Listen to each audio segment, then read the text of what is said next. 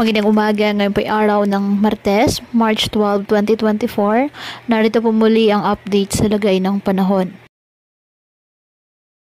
Ayon po sa Pag-asa, patuloy po na umiiral ang northeast monsoon at nakakaapekto sa northern Luzon.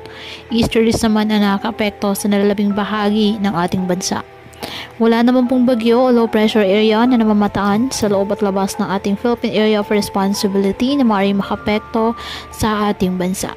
Ngayong araw, ang Aurora at Quezon asahan na maulap na kalangitan na may kalat-kalat na pag-ulan at thunderstorms dahil po sa easterlies.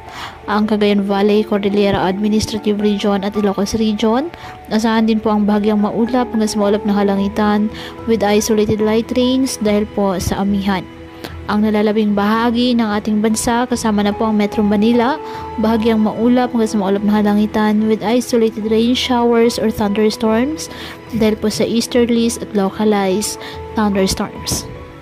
Kaya patuloy po natin na pag-iingat pa din ang ating mga kababayan sa pantapan po ng mga pagbaha at pagguho ng lupa at ugalin po na magdala palagi ng payong o kahit anong panangga sa ulan o di kaya na may sa init ng araw kapag lalabas ng ating mga tahanan. At yan po muna ang update sa lagay ng panahon ngayong araw. Muli patuloy po tayo na mag-ingat at palaging tandaan, God loves you. Stay safe and God bless.